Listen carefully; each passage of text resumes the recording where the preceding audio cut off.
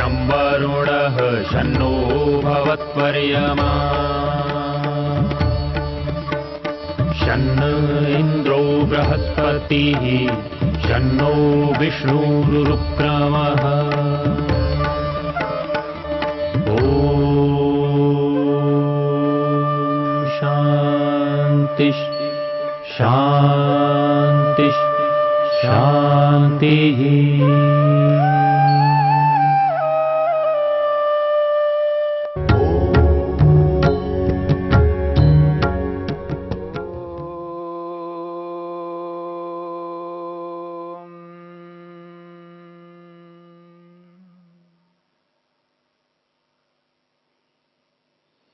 तत्प्रतिषेधार्थम एकतत्व अभ्यासः। समाधिपाद के इस 32वें सूत्र को लेकर के हम विचार कर रहे हैं। ईश्वर दर्शन के लिए, प्रभु दर्शन के लिए, आत्मदर्शन के लिए योग को जब व्यक्ति अपनाता है, योगाभ्यास प्रारंभ करता है, जैसे जैसे योग के अंगों को अपनाने की चेष्टा करता है, उसके समक्ष नाना प्रकार के विघ्न, अलग अलग बाधाएं, अलग अलग समस्याएं, मुसीबतें उसके सामने आती हैं। यदि उन समस्याओं, उन बाधाओं से घबराएगा व्यक्ति, उनके कारण से अपने उद्देश्य को छोड़ देगा, जिस लक्ष्य को सामने रख करके योग मार्ग को अपनाकर उस पथ पर चल रहा हो, उसके सामने यदि ये विघ्न, बाधाएं उपस्थित होती हैं और उनसे घबरा कर के पीछे हट जाता है, उस मार्ग को ही छोड़ देता है, ऐसा व्यक्ति अपने जीवन में कभी भी सुखी नहीं हो सकता। समस्याओं का सामना करना होगा, क्योंकि कोई ऐसा मार्ग नहीं है जिसमें व्यक्ति के सामने समस्याएं, मुसीबतें नहीं आती हों। और विशेषकर वर्तमान में जो व्यक्ति सत्य मार्ग को अपना करके चलता है, न्याय को अपना करके चलता है, उसके सामने और अधिक समस्याएं उपस्थित होती हैं, पर उन समस्याओं का समाधान करना व्यक्ति को आना चाहिए। शरीर में जो व्याधि, रोग उत्पन्न होता है, शारीरिक रोग जो होते हैं, उनके कारणों को जानना, समझना मनुष्य का कर्तव्य है। व्याधिग्रस्त व्यक्ति, रोगग्रस्त व्यक्ति अपने उद्देश्य को पूरा कभी नहीं कर सकता। उद्देश्य तो बहुत दूर की बात है, वह व्यक्ति प्रसन्न नहीं रह सकता, शांत नहीं रह सकता। व्याधि मनुष्य को सुखी होने नहीं देती है।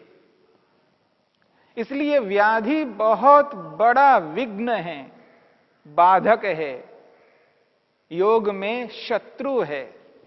इसलिए सबसे पहले व्याधि को शत्रु के रूप में, बाधक के रूप में, विघ्न के रूप में स्वीकार किया है और उसे रोकना है हमें। और यूं ही नहीं रोक सकते, उसके लिए बहुत कुछ ज्ञान विज्ञान चाहिए। उस ज्ञान विज्ञान को प्राप्त करना मनुष्य का कर्तव्य है।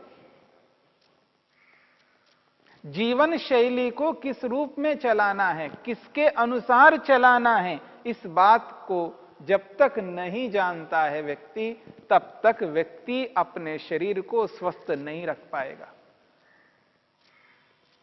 धर्म अर्थ काम मोक्षाणाम आरोग्यम मूलमुत्तमम कहा है। जिस लक्ष्य को प्राप्त करना चाहते हैं, यदि आरोग्य नहीं है, शरीर स्वस्थ नहीं है, निरोगी नहीं है, तो व्यक्ति धर्म भी नहीं कर पाएगा, धर्म के अनुरूप अर्थ को भी प्राप्त नहीं कर पाएगा, और जो प्राप्त किया है उसका उपभोग उपयोग भी नहीं कर सकता। शरीर साथ नहीं देता है तो मोक्ष को, मुक्ति को क्या प्राप्त कर पाएगा? इसलिए आधार है मुक्ति के लिए, मोक्ष के लिए, समाधि लगाने के लिए, आत्मदर्शन प्रभु दर्शन के लिए आधार है आरोग्य, स्वस्थ रहना, निरोगी रहना, व्याधि को आने नहीं देना। जब व्यक्ति नियम में चलता है, अनुशासन में रहता है, नियम पूर्वक समस्त कार्यों को करता है, तो व्याधि नहीं आ सकती। व्याधि इसलिए आ रही है, व्याधिग्रस्त व्यक्ति इसलिए हो रहा है क्योंकि वो नियम का पालन नहीं करता, और जो नियामक है उस नियामक के प्रति श्रद्धा, आकर्षण, प्रेम, रुचि नहीं है। जिस ईश्वर ने शरीर को प्रदान किया, जिस ईश्वर ने इतने सारे साधन दिए हैं, ईश्वर के कारण शरीर प्राप्त हुआ है, ईश्वर के कारण आज शरीर जीवित है, ऐसे नियामक उस नियंता को भुला करके हम स्वच्छंद होकर के शरीर के साथ व्यवहार कर रहे हैं, इसलिए व्याधि आती है, रोग इसलिए आता है। इसलिए वेद कहता है एक तत्व अभ्यास, उस एक परम पिता परमेश्वर का अभ्यास करो, न द्वितीयो न तृतीयो न चतुर्थो न पंचम। परमेश्वर एक ही है, उसी का अभ्यास करना है, 2 3 4 5 6 या अनेकों नहीं है, ईश्वर तो एक है, उसी का अभ्यास करना है। इसी बात को ध्यान में रखते हुए योग में महर्षि पतंजलि कहते हैं एक तत्व अभ्यास, उसी एक परमपिता परमात्मा का अभ्यास करो। विष्णोः कर्माणि पश्यत यतो व्रतानि पस्पशे इंद्रस्य युज्यः सखा। यदि योगाभ्यासी परमेश्वर को सखा मान लेता है, मित्र मान लेता है, उसकी सारी समस्याओं का समाधान हो जाता है। जो हितैषी होता है वह व्यक्ति कभी भी हमें दुखी होने नहीं देता, दुख सागर में हमें डूबने नहीं देता है, बल्कि डूबते हुए को बचा लेता है। इसलिए ईश्वर को मित्र मान करके चलना है। वेद कहता है इंद्रस्य युज्यः सखा। जीवात्मा का योग्य यदि कोई सखा है वो परमपिता परमेश्वर है। विष्णोः कर्माणि पश्यतः, सर्वव्यापक परमात्मा को विष्णु शब्द से कहा है। विष्णु का अर्थ है सर्वव्यापक, जो सब स्थानों में विद्यमान है। ऐसा कोई स्थान, कोई ऐसा स्पेस, खाली जगह नहीं है जहां परमेश्वर ना हो।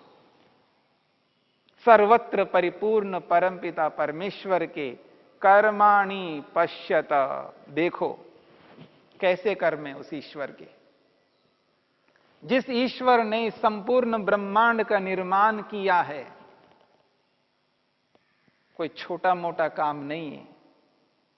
इतने विशाल ब्रह्मांड को उत्पन्न करने वाले परमपिता परमेश्वर को समझने का प्रयत्न करो। इस पूरे ब्रह्मांड को देखो, इस ब्रह्मांड के जो कर्म हैं उन कर्मों को देखो। जिस व्यवस्थित रूप से संसार चल रहा है, व्यवस्था पूर्वक चलाने वाले उस परमात्मा का एहसास करो।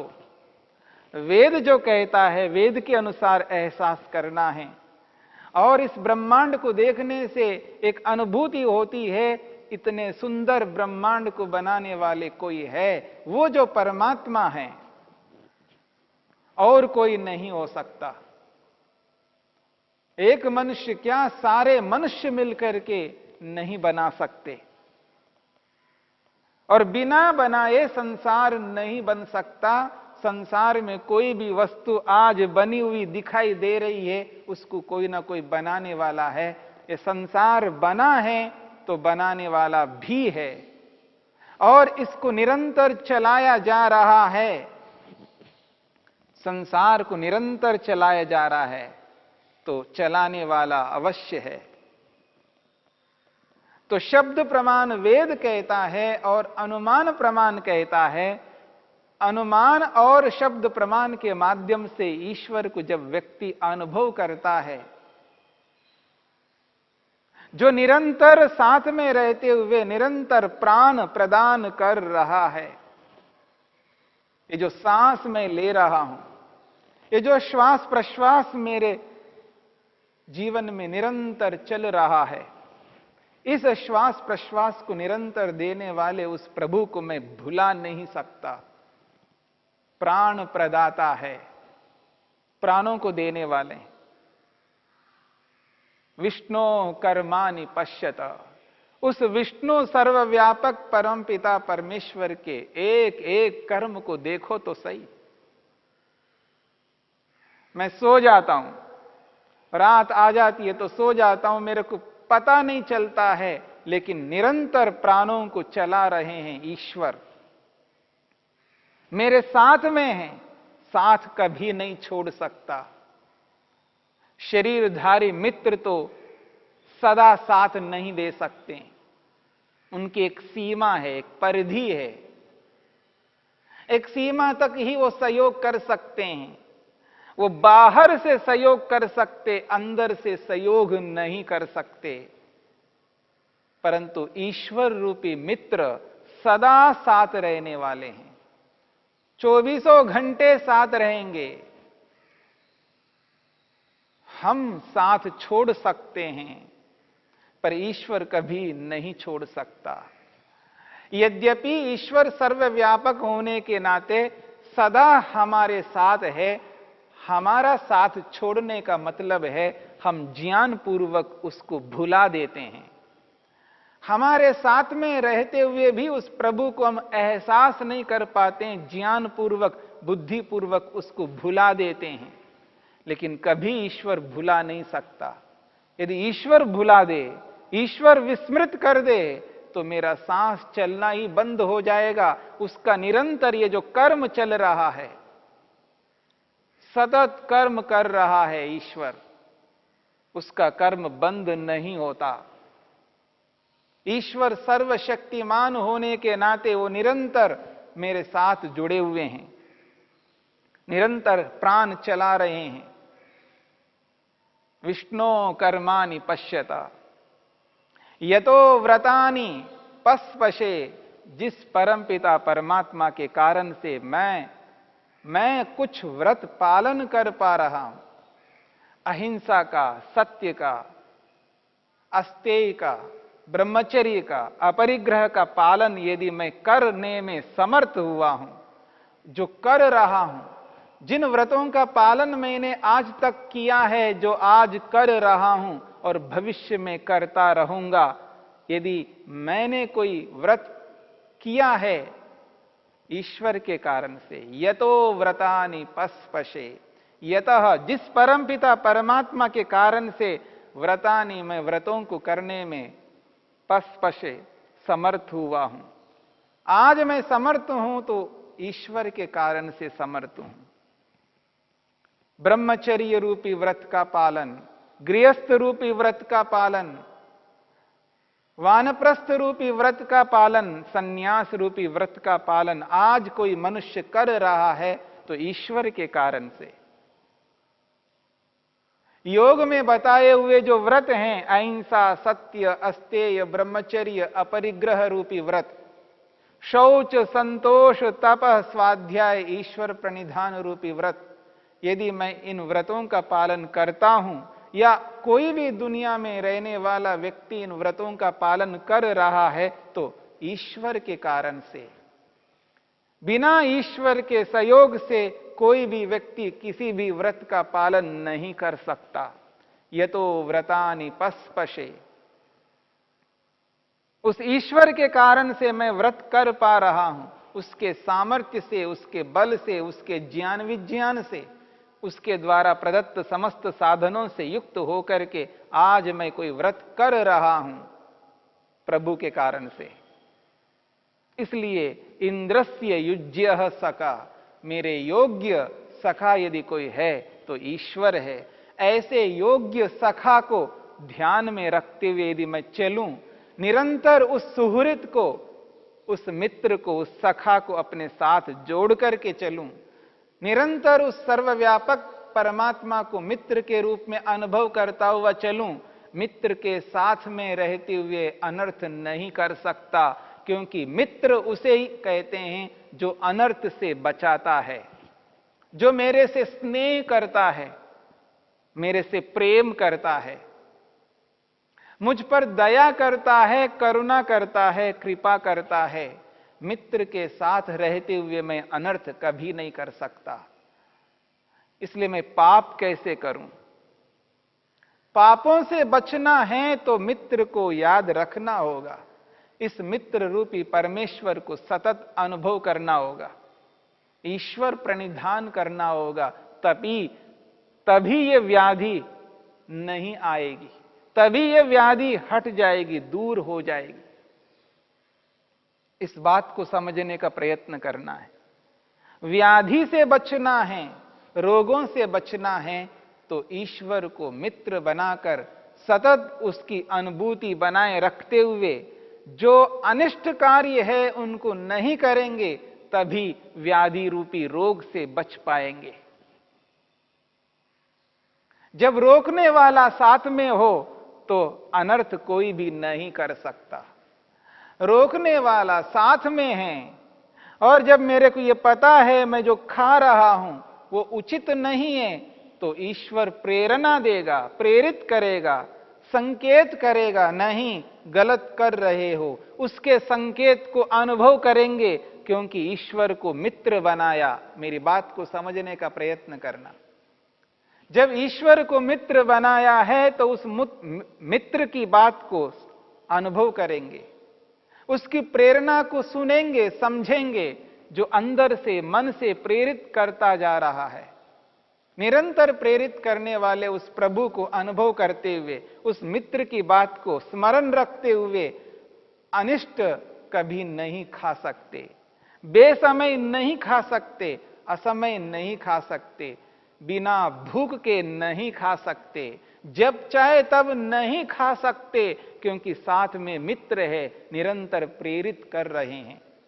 उसकी प्रेरणा को पाकर गलत नहीं कर सकता। ऋतु के अनुरूप खाऊंगा, ऋतु के प्रतिकूल नहीं खाऊंगा। जब व्यक्ति ईश्वर की अनुभूति सतत करता है, उसकी प्रेरणा को पाकर के ही व्यवहार करता है तो रोगों से बचा रहेगा, व्याधि से दूर रहेगा। इस व्याधि रूपी विघ्न को समाप्त करना है।